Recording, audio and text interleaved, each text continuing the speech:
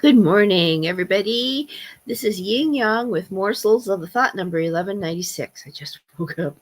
It is 5:10 a.m. my time in California, and I am broadcasting from California.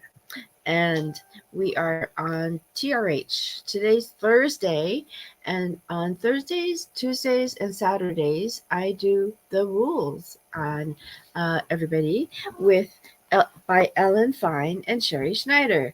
And I have a guest today who wants to participate in the playing hard to get lifestyle that we have to lead, which is addressed here in day 132. Being versus playing. Let's see, who's that? Hi, John Clark. Oh, goodness gracious. How are you? I see you there. Good morning. Um, um, being versus playing. A celebrity talk show host who interviewed us said she believed in being hard to get, or not playing hard to get. And that makes sense when you're genuinely busy. But what if you're unemployed or broke your leg and have all of the time in the world? Then we believe you should at least take on a rules girl persona, capital R, capital G, and not be so available. Morning, guest cat. Guest cat. Fatima. Frira. Zia, woman of many names, cat of many names. Then we believe you should at least take on a rules girl persona and not be so available. So, for example, if a date asks you out for the same night and you have nothing going on, you still have to say, "No, I'm not available." Because it's last minute whether or not you have plans. If they ask you to go on a week-long trip, you still have to say, "I'm not able to get away," even though you can. You have a life and can't drop everything you are doing or not doing just because someone asks you to. Now, that is really true. There are people who uh, believe in answering the phone no matter what. One time I had a load of 2 bags of groceries in my arms. I had a backpack on, and my phone was in my backpack and started ringing. I was at my door.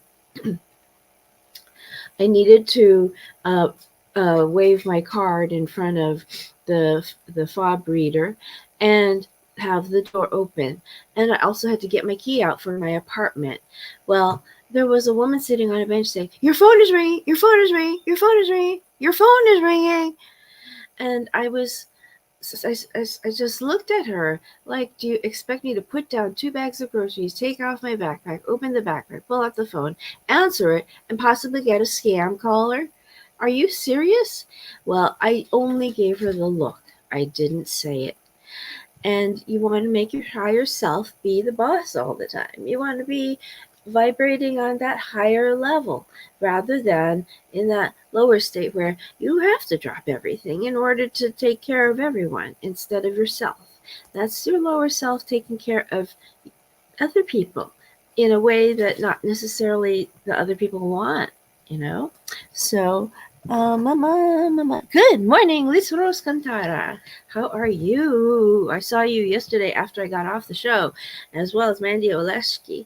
Uh, uh, I want to pronounce her name correctly, but I keep forgetting to look up her spelling. Olek, Olekshki, or Olekski. Anyway, something.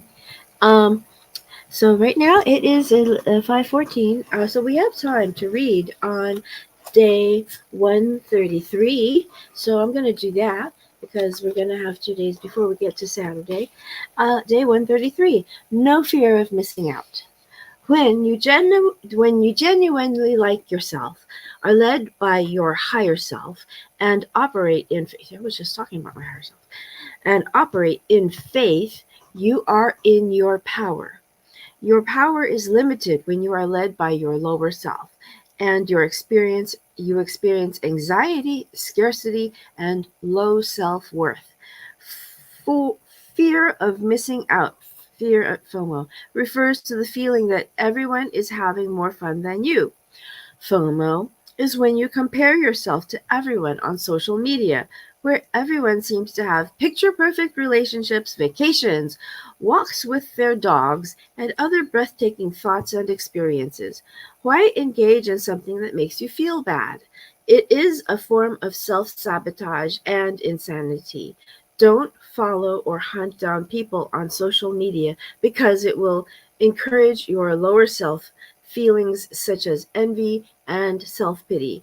Follow your higher self, not FOMO. That is so important. I mean, when you're in your higher self, you won't swear at the neighbor that just said something mean to you. You won't. When you're in your higher self, you don't see those things. The rules girl just doesn't see those things. She walks past them with her tiara on, with her posture completely straight and standing up, uh, like cats do. Honestly, a cat will. Um, a cat will show you a good example of your higher self. I mean, Chloe sometimes falls over, but the cats have a sort of poise that we could take something away from. Let me see. Oh, good. You got your book list, Rose Cantata. Got your book list. That's great. I'm so glad you get to read through it at the same time as we go through it. The Rules Handbook. That's wonderful. Thank you so much for buying the book. I really encourage people to buy these books because this is this is just the most important thing you can do is be your higher self. Okay? I'll talk to you later. Old Kinderhook.